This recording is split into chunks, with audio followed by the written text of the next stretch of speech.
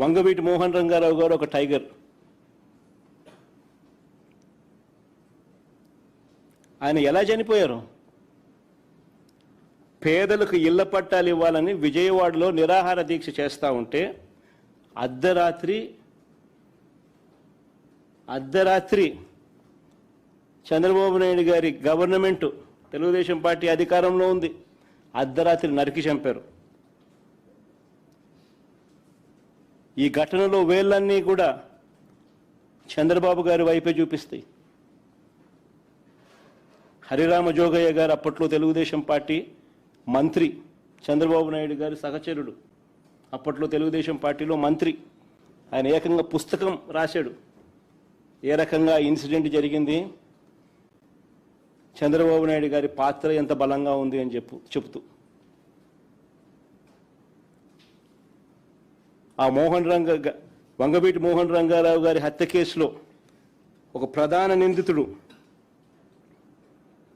వెలగపూడి రామకృష్ణబాబు ఇప్పుడు Telugu Desam party MLA.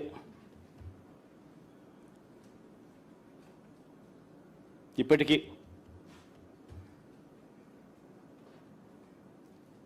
ఇంకా ముందుకు పోదాం. హత్య రాజకీయాలు ఎవరియో, కుట్ర రాజకీయాలు ఎవరియో, శవ రాజకీయాలు ఎవరియో, ఇవన్నీ కూడా ప్రజలందరికీ కూడా తేటతెల్లమవుతా ఉన్నాయి. ఎన్టీఆర్ గారి మీద దాడి చేసిన కేసులో మల్లెల బాబ్జీ అనే వ్యక్తిని పోలీసులు అరెస్ట్ చేశారు. కొన్నాళ్ళ తర్వాత అతను ఒక లాడ్జీలో డెడ్ బాడీగా మారారు. డెడ్ బాడీగా మారిన ఆయన తన జోబీలో ఒక లెటర్ దొరికింది పోలీసులకు. ఆ లెటర్ సారాంశం ఏమిటంటే తనకు 3 లక్షలు ఇస్తానని చెప్పి చివరికి 30,000 ఇచ్చారని దాని సారాంశం.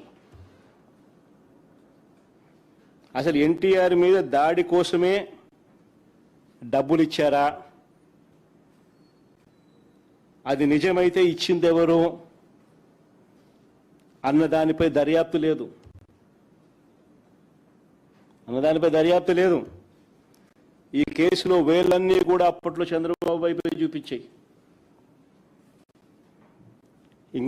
ఇంకొక ఎగ్జాంపుల్, పింగళి దశరథరామ్, ఈయన ఒక జర్నలిస్టు.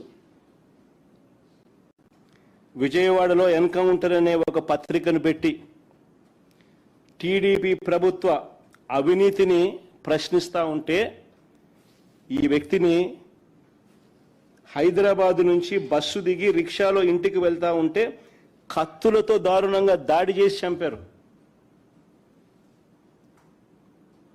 ఈ ఘటనలో వేళ్ళన్నీ కూడా అప్పట్లో చంద్రబాబు నాయుడు గారి వైపే చూపించాయి.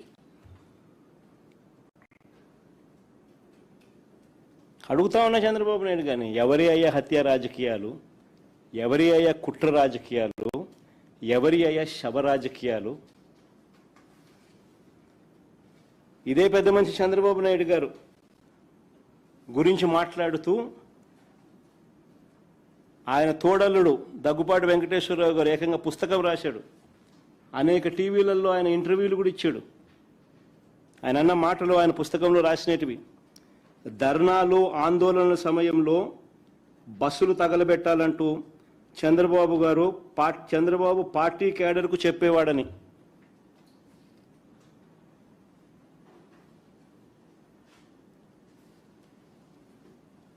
బస్సులు తగలబెట్టకపోతే ఆ ధర్నాలు కావంట.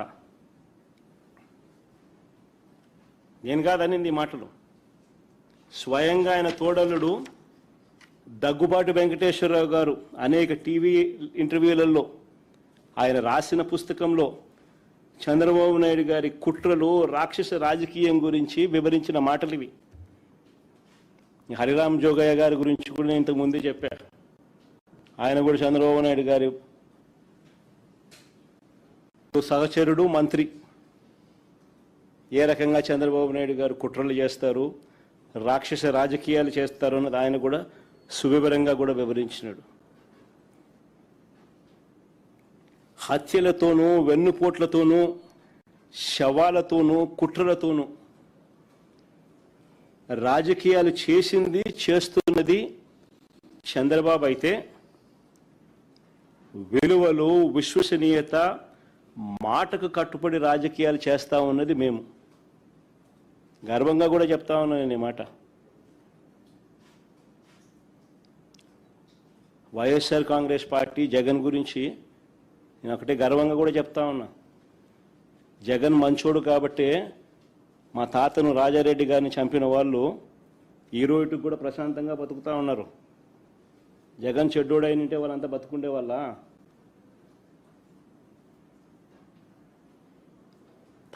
మా తాతగారిని దారుణంగా నరికి చంపిన వాళ్ళంతా ఈరోజు ప్రశాంతంగా ఇప్పటికీ ఉన్నారు. జగన్ నైజం ఎలాంటిది, జగన్ మనస్తత్వం ఎలాంటిది అని నిదర్శనం అది.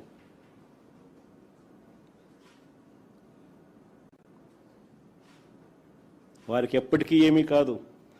ఎందుకనంటే మాకు నేర్పించింది రాజకీయాలు ఎలా చేయాలని మాకు నాన్న నేర్పించింది హత్యలు చేయమని కాదు, చంద్రబాబు నాయుడు గారి మాదిరి ప్రజలకు మంచి చేసి మంచి పేరు తెచ్చుకొని రాజకీయాలు చేయాలని.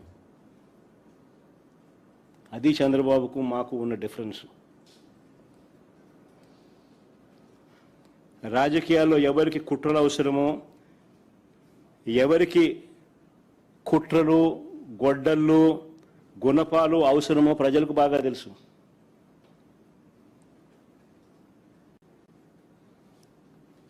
చంద్రబాబు గారు మీకు 77 ఏళ్ల వయసు. బహుశా మీకు ఇది లాస్ట్ ఎలక్షన్ ఏమో. 77 ఏళ్ల వయసు, ఎలక్షన్లు వచ్చేసరికి 80 ఏళ్ళు.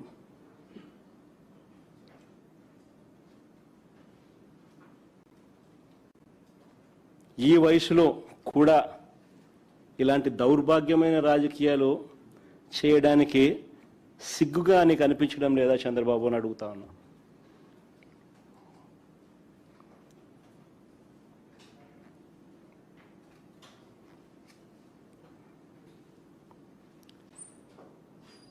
చంద్రబాబు నాయుడు గారి హయాంలో ఈ 2 ఏళ్లలోనే వైసీపీ కార్యకర్తలను ఏ రకంగా చంద్రబాబు నాయుడు గారు హత్యలు చేయిస్తూ ఉన్నాడు, కుట్రలు చేయిస్తూ ఉన్నాడు, శవరాజకీయాలు చేయిస్తూ ఉన్నాడు, ఎవరి గొడ్డలి పార్టీ ఎవరి గొడ్డలి పట్టుకొని ఇవన్నీ చేయిస్తూ ఉన్నాడు అన్న దానికి నిదర్శనాలు ఇవన్నీ. ఈరోజు రాష్ట్రంలో జరుగుతూ ఉన్నది జంగల్ రాజ్, హత్యా రాజకీయాలు.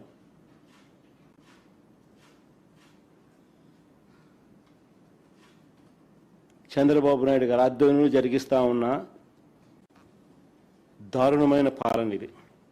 నేను అడుగుతా ఉన్నా ఇదే చంద్రబాబు నాయుడు గారిని, ఎప్పుడు ఏ ఇన్సిడెంట్ జరిగినా కూడా, ఎప్పుడు చంద్రబాబు నాయుడు గారి ఇబ్బందికర పరిస్థితుల్లోకి పోయే పరిస్థితి ఎప్పుడు వచ్చినా కూడా వెంటనే టాపిక్ డైవర్ట్ చేసేందుకు ఆయనతో పాటు ఆయన మంత్రులు ప్రజలకు ఈ వర్షన్ పోకూడదు, ప్రజలకు ఈ వివరాలు తెలియకూడదు అని డైవర్ట్ చేసే కార్యక్రమంలో భాగంగా అడ్డగోలుగా ఒక టాపిక్ తీసుకొస్తారు, ఒక అబద్ధాన్ని తీసుకొస్తారు, ఒక అబద్ధానికి రెక్కలు కడతారు, సృష్టిస్తారు, దాని మీద ఇష్టం వచ్చినట్టుగా మాట్లాడతారు. అసలు ఇంకొక విస్తుగొలిపే విషయం ఇంకొకటి కూడా. ఈ మధ్య కాలంలోనే మొన్న ఈనాడులో ఫ్రంట్ పేజీలో చూసిన జోగి రమేష్ ఫోటో. నాకు ఆశ్చర్యం అనిపించింది. అసలు 89 మంది సాక్షులు అంట విచారించింది, సంథింగ్ లైక్ దట్. అసలు మా పార్టీకి చెందిన మనిషి జోగి రమేష్, మంత్రి, మేము ప్రతిపక్షంలో ఉన్నాం. చంద్రబాబు నాయుడు గారి ప్రభుత్వం ఇప్పుడు అధికారంలో ఉంది. అలాంటిది చంద్రబాబు నాయుడు గారి హయాంలో కల్తీ మద్యం చేస్తూ చేసే వాళ్లకు పోలీసులకు మధ్య లావాదేవీలలో తేడా వచ్చి ఈ విషయం బయటకు వచ్చింది. చంద్రబాబు నాయుడు గారు ముఖ్యమంత్రి, ఆయన హయాంలో జరుగుతూ ఉన్న కల్తీ మద్యం ఫ్యాక్టరీలు, ఆయన ప్రభుత్వం వచ్చి 1.5 సంవత్సరం తర్వాత బయటపడ్డ ఈ విషయాలు. తంబళ్లపల్లిలో చంద్రబాబు నాయుడు గారి తరపున పోటీ చేసిన వ్యక్తి, టీడీపీకి పోటీ చేసిన వ్యక్తి జయచంద్రారెడ్డి, ఆయన ఆధ్వర్యంలో ఆయన సన్నిహితులు, ఆయన పిఏలు, వీళ్ళందరి ఆధ్వర్యంలో కల్తీ మద్యం తయారు చేస్తూ పోలీసులు రేడ్ చేస్తే దొరికినారు. చేసింది ఉన్నది చంద్రబాబు ముఖ్యమంత్రి హయా